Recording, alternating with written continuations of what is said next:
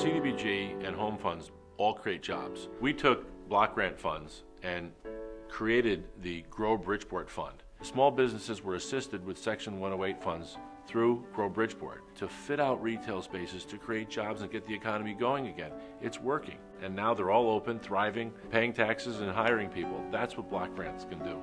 One of the things that helped us come down here was the grant. When I was a kid, my mom used to bring us down here on the bus every Saturday, and there was people all over the place.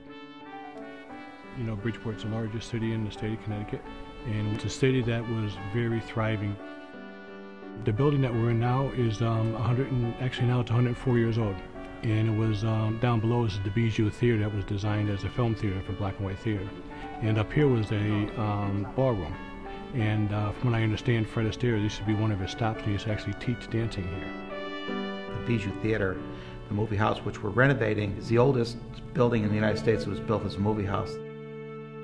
And although we had begun the construction of the building, when the market dried up, so did lending for projects such as ours. Without the HOME funds, we probably would not have been able to restart the project at the time that we did.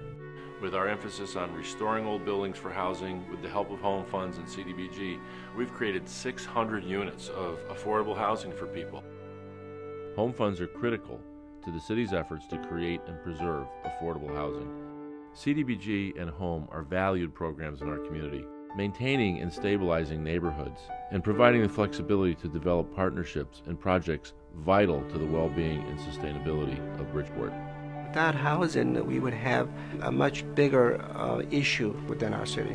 Housing is the cement that keeps everything together. But I think it's very important to have other essential services. GBAS started in 1980, so it's been almost 30 years, and it started to prevent teen pregnancy. And then we went into supportive housing programs, and we began Mi Casa My Home with the help of CDBG funds we received.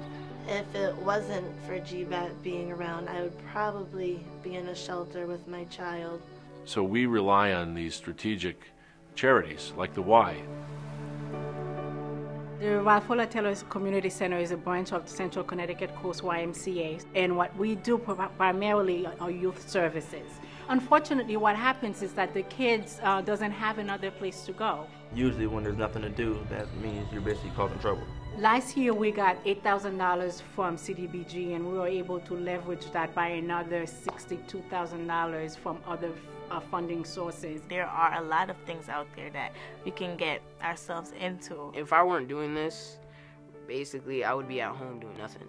When people ask me what percentage the public service is of the overall community development block grant, I tell them not enough. It instigates life and hope in areas where without that little bit of extra financing, you wouldn't have been able to really create those jobs and start those businesses.